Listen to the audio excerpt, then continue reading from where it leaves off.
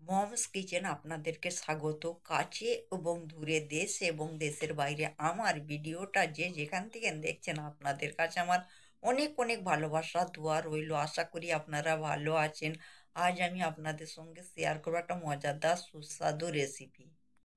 আজ আমি আপনাদের সঙ্গে শেয়ার করব আমি বাড়িতে যেইভাবে বানাই ওটাই আজকে আপনাদের সঙ্গে শেয়ার করব। আজ আমি আপনাদের সঙ্গে শেয়ার করব সর্ষে বাটা দিয়ে কাঁচা আমের টক রান্না। কাঁচা আমের টক রান্না করতে কি কি উপকরণ লাগছে, কিভাবে রান্না করছি, আপনারা আমার সাথে থাকবেন, দেখতে থাকবেন। উপকরণ লাগছে, এখানে আছে সর্ষে, রসুন, লঙ্কা, পেঁয়াজ। আমি মিক্সিতে পেস্ট বানিয়ে নেব। আর এই আমগুলো বন্ধুরা আমার কাঁচা, বাড়িতে থেকে আমার একটু লাল হয়ে গিয়েছে, কিন্তু পাকা আম নয়, কাঁচা আম। আমি একটা কড়াই বসিয়ে দিয়েছি গ্যাসেতে। কড়াইটা আমার গরম হয়ে গিয়েছে, এর মধ্যে আমি একদম অল্প তেল দিয়ে দিলাম।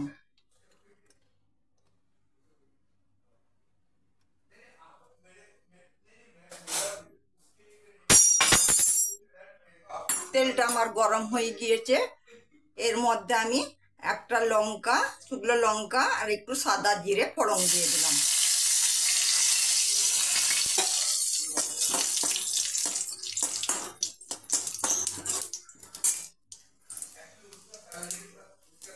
আমি আমগুলো কুটা বাচা করে ধুয়ে রেখেছিলাম, এইগুলো দিয়ে দিলাম।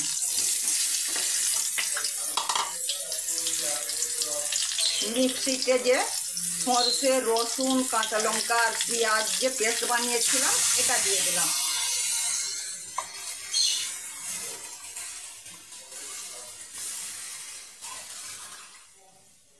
আমি এটা ধুয়ে একটু পানি দিয়ে দিলাম। গ্যাসটা আমি মিডিয়াম ফ্লেমে করে দিলাম। একটু হলুদ দিলাম, একটু ঝাল লঙ্কার পাউডার দিলাম।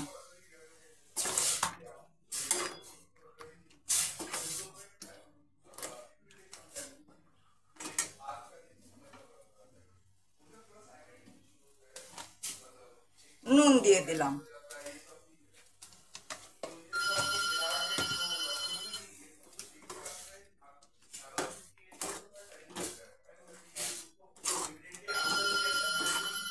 আমি এইটা 3 মিনিট কষিয়ে নেব। আমার 3 মিনিট এটা কষানো হয়ে গিয়েছে ভালো করে। গ্যাসটা এবার আমি হাই ফ্লেমে করে দিলাম।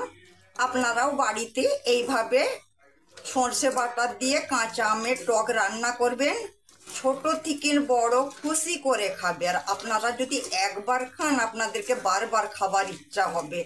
এই কাঁচা আমের সর্ষে দিয়ে টকটা যে এত ভালো হয়, আপনারা বাড়িতে এইভাবে বানাবেন, আশা করি ভালো লাগবে। আর কেমন লাগলো বন্ধুরা আমাকে কমেন্ট করে জানাবেন। এর মধ্যে আমি চিনি দিয়ে দিলাম। আমি চিনি দিলাম, আপনারা গুঁড়ো দিতে পারেন।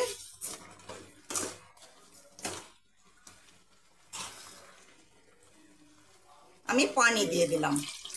একটু 3 মিনিট কষিয়ে নিলাম, কাঁচা মশলাটার আর গন্ধ বেরোবে না।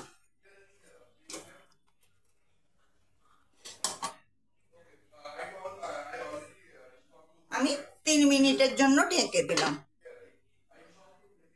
আমি ঢেকে দিয়েছিলাম 3 মিনিটের জন্য। আমার কাঁচা আমের সর্ষে বাটা দিয়ে টক রান্না পুরো রেডি। আমার সর্ষে বাটা দিয়ে কাঁচা আমের টক রান্না পুরো রেডি। আমার ভিডিওটা যদি আপনাদেরকে ভালো লেগে থাকে প্লিজ বন্ধুরা আমাকে লাইক, কমেন্ট, শেয়ার করবেন। আর আমার চ্যানেলটা আপনারা সাবস্ক্রাইব করে দিবেন, তাতে আমার নতুন নতুন রেসিপিগুলো সহজেই আপনাদের কাছে পৌঁছে যাবে। আর আপনাদের কাছে আমার অনেক অনেক ভালোবাসা দোয়া রইল। আপনারা ভালো থাকবেন, সুস্থ থাকবেন। আল্লাহ হাফেজ। আর এমন বসা বসা রান্না করবেন। এই যে বুঝতে পারছেন